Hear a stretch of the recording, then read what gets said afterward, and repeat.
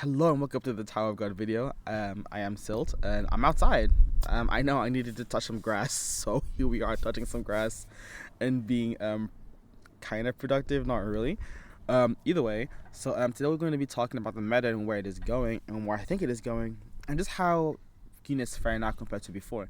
So the first thing that we need to talk about are actually the SSRs, because the SSRs had a huge improvement this year, like a lot. Okay, now the SSRs are a lot more usable because after the revolution system and they started including and they gave bigger stats and better stats to the SSR pluses, because the revolution nose goes to 10 and the revolution SSR pluses goes to 20. Essentially what it made was that a lot of DPS SSRs just cannot function and they don't work as well because they just don't have the stats. No matter how good the passives are, the stat difference is just too big. So they started to move away from that and making SSRs more utility based, more useful based, more than anything, right? So like you'll have SSRs now, and obviously there's some that's why they're releasing more supports now than before. So for example, like we had a Hockney support back from a David support, and even other units like Asano. Asano is not a support unit, but like he's a support unit, right? Because he reduces energy. And so they kind of blur the lines between what roles do in SSR in order to make sure that they're more useful, right? Which is good. So that basically makes it so that if you're gonna get an SSR plus, you normally get the SSR plus for the carry, or for the, like, just for the stats. And obviously you can have some broken utility based units like Hugo. Yes, Ratchet. To what other people believe, Hugo is a very, very strong unit, probably one of the best units in the game, if not the best unit in the game, or one of the best units in the game. But what makes them useful isn't the damage, but how well Hugo can survive throughout the round, right? So now that we got the SSRs out of the way, let's talk about what they're putting into kits right now that they're really valuing now. And there's two things. For SSRs specifically, they're looking for swiftness decrease on the enemy team. We've had a couple units like that too, with Kun and with the Tower Kun and then Tower Anak as well. But specifically and more importantly, they're really evaluating energy reductions. I think that they're dipping their toes in it in SSRs, but we've had a lot of energy reduction units from SSR units, right? So Gasano is one of them. David is one of them, and then on top of that, we got some good SSR pluses like Yasracha has it, Yama has it, Gustang has it as well too, and the reason why they're so adamant on pushing the energy decrease is because of the Mago set. I think they had planned a bunch of units to go with the Mago set, and then now that the Mago set is released, they're putting units to go for the ignition weapon that they're releasing. Because when they talked about the ignition weapons before, they were talking about how they want to make sure the ignition weapons is balanced, right? So in order to balance it, what's the best way to do it other than making units go for those specific ignition weapons? Obviously, you can use units for different types of weapons, but the ones with the energy loss, most of them are meant to be used with the Mago set. Gaswatch is a very good example. Gustang is also a very good example of that too. But yeah, that's essentially what they are doing with specific unit skills for different like characters, right? Especially the SSRs. When it comes to how they gauge SSR plus units, now we're getting to more like complicated territory, right? Sorry for sniffling. I'm outside and I have allergies everywhere. I'm hearing that a lot.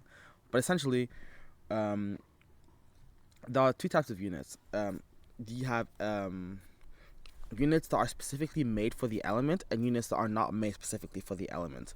What they're doing now with the unit is that units that are with a specific element, we've seen this with Dowan and we've seen this now currently with Heljo, is that they normally do what they do, but like extremely well, but specifically only for that element, making them restricted, right?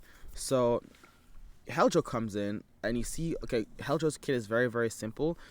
He doesn't really debuff the enemy team. He doesn't really buff himself that much. And the debuffs that he does against the team is just to increase his damage. So, so at first you're thinking, he might not be that strong.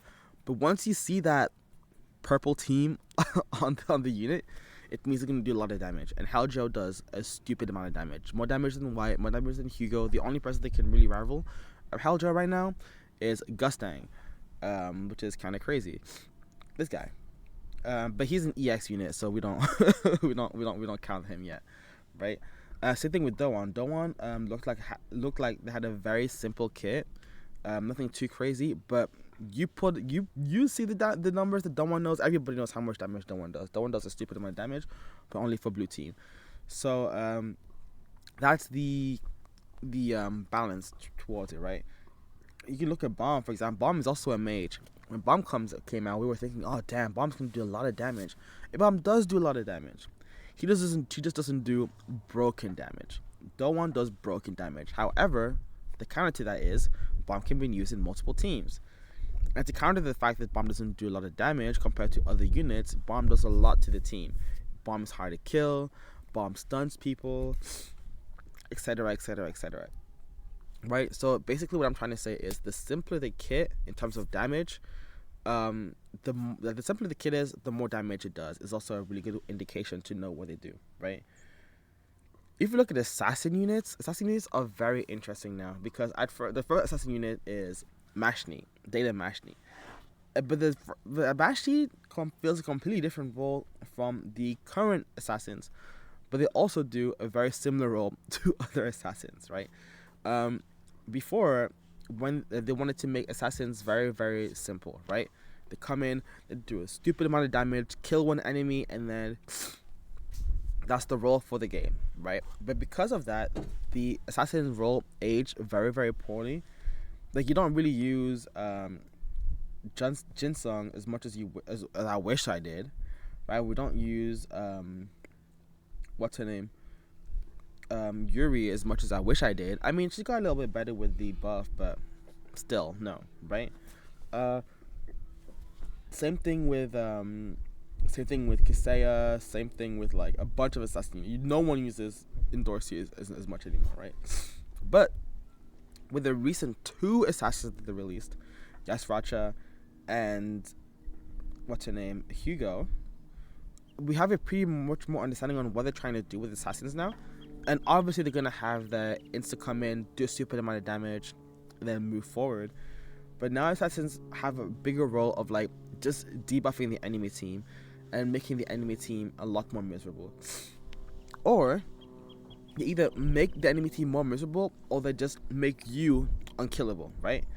For example, Hugo is much more akin to a Mashni than anything else, whereas Racha is used more so like a typical assassin, like Yuri. Like Yuri. So if you look at Yasracha's kit, Yasracha does so much. Yasracha stuns. Yasracha steals energy. Yasracha provokes. If we look at Hugo also does the opposite. Hugo is just very hard to kill, right? But even so, she steals attack and defense a lot, actually, and also steals and debuffs the enemy team, right? So assassins primarily focus on trying not to die and debuffing the enemy team, right? Which is why, but they don't do what tanks do, because tanks. So maybe thinking to yourself, okay, what's the point of having a tank if you have an assassin? Well, tank really, specifically now, they're doing a lot more with aggroing the team and really rushing in, right? Whereas assassins tend to not do that as much. You have Karaka with the buffs now, like the Revolution. He's very, very strong. Comes in and aggroes in the team. The thing about tanks, though, is that they don't really debuff the enemy. They just normally just buff themselves. Hence the tank, right? Maybe they'll have provoke, maybe they won't. But tanks don't really have. A, they don't do a lot of damage, so don't expect them. Don't build them for damage. And 2, they aren't very. They don't have the invincibility thing that I wish they did. But right now, tanks are very much more like, okay, I'm gonna buff myself.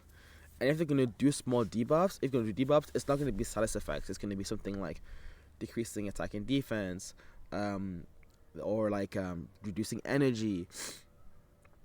And normally they're limited to like 1 or 2 debuffs to the enemy team, if any, right? For example, yeah, what's his name? Yama basically just buffs himself and then reduces energy. That's basically the only debuff he'll do to the enemy team. Whereas um, Caliban will buff himself, but he'll stun instead of reducing energy. Buff himself. So tanks don't really have a lot of kit towards themselves. Towards the enemy team, just a bunch of ways to buff themselves. Mages are pure damage dealing units. I already explained it before, but essentially, with mages, the way that the meta is going right now is I think they're trying to make them, if they had, and I think they're gonna do this with every single element. Since they did it with purple, they're doing it with they did it with blue. They might do it with yellow, they might do it with red, and they might do it with green. But essentially, what they're doing is that they're gonna have one character where they're really, really, really strong, but only limited to that specific team. Now, it might not be mage. It might be a warrior unit. It might be a ranged unit. But I think that's the meta that they're going for when it comes to like specific colors. I'm just saying mage right now because we have two mages that are like limited to a specific team. But mages are either gonna have a lot of damage or they're gonna be hard to kill. They're gonna have like a revival ability, or they're gonna have like a, after a certain threshold, like they get a buff or like they increase their HP.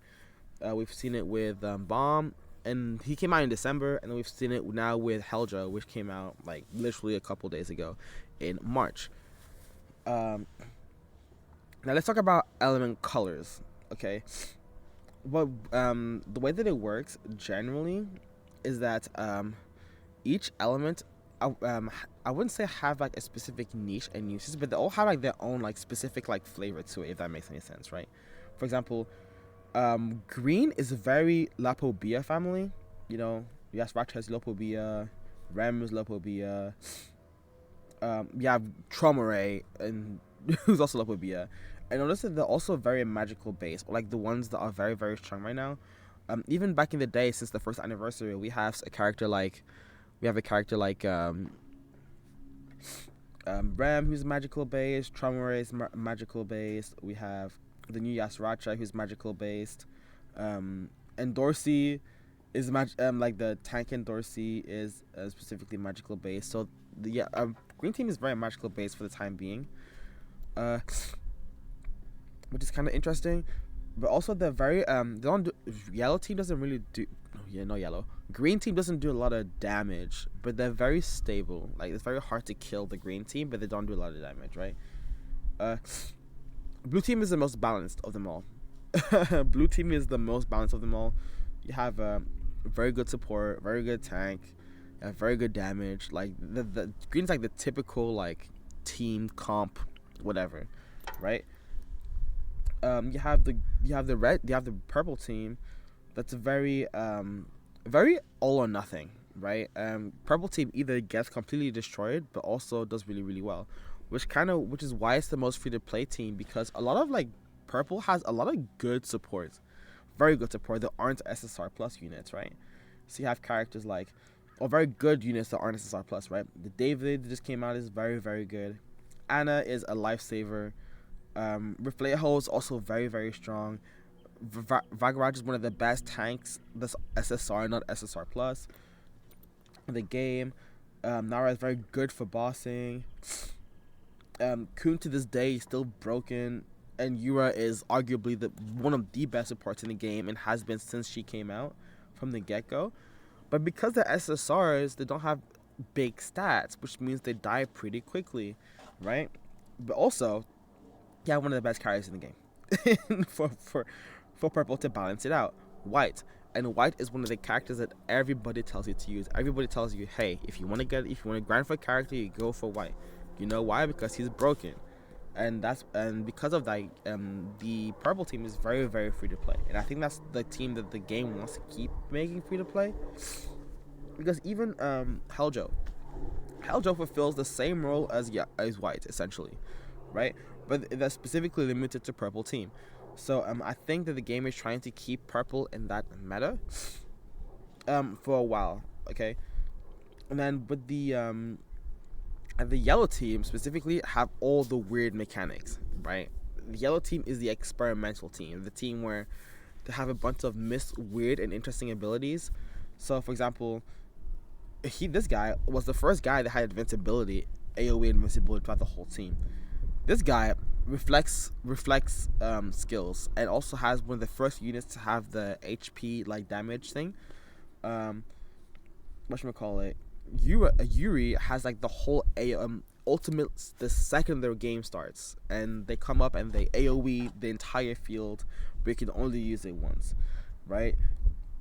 Data Uruk was like one of the first like tanks that wasn't like a tank, right? There wasn't like it had invincibility. There wasn't like unkillable, right? I mean, okay, I mean that's kind of a troll. I'm not gonna lie, right? Hugo is a character that um can only really get damaged by the person that they target. That's the first time we ever had a character like that, which is why Hugo is so goddamn strong. Yellow is the team of experimental stuff, right? Um, and then am I missing a color? I think I'm missing a color. Yes, I did yellow. I did blue. Oh, yeah, red. Red.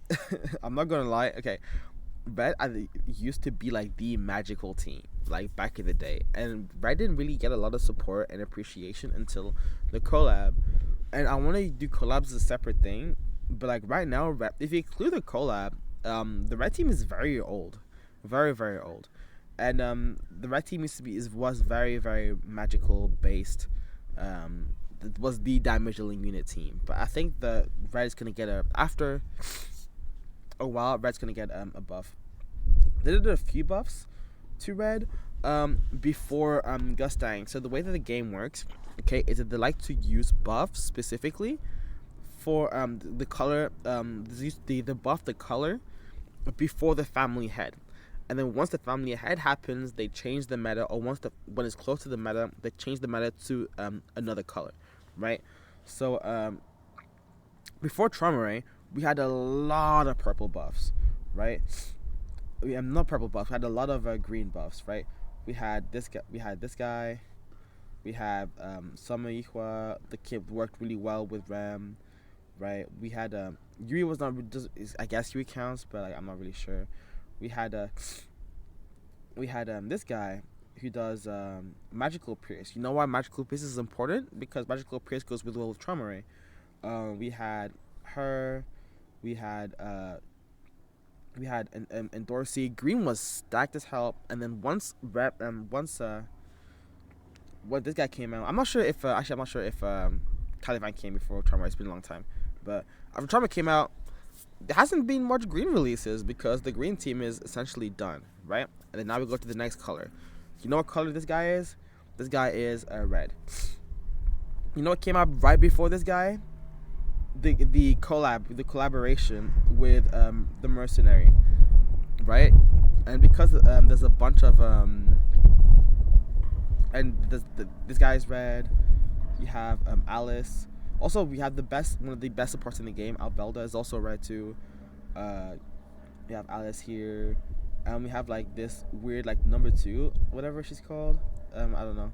We also had this guy.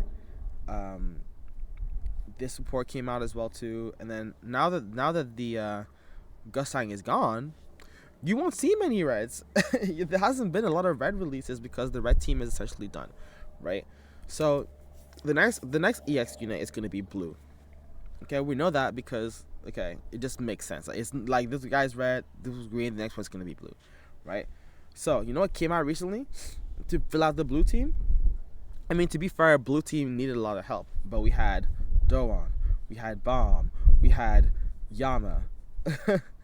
Okay, we had well, you know what else came out? Hockney. So now the blue team is stacked. Okay, so now since the blue team is stacked, okay, and we can't have a blue collab unit team because we had the what you call it, like the 7 deadly sins thing that came out.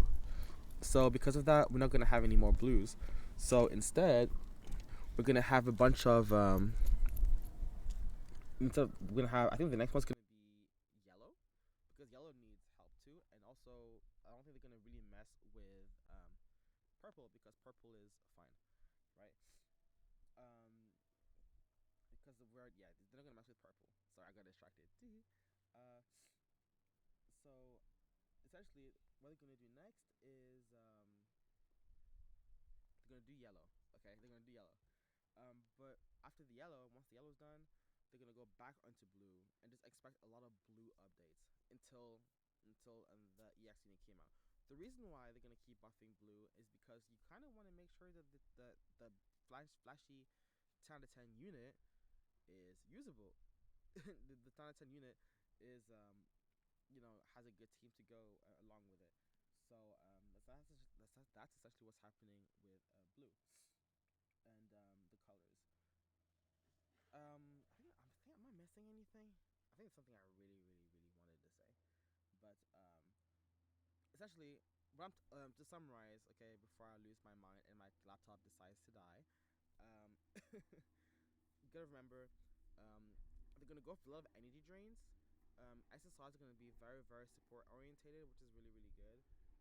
If it's specifically for a color, they're gonna do that job really, really well, but only for that color, right? And then assassin units are very like debuff orientated.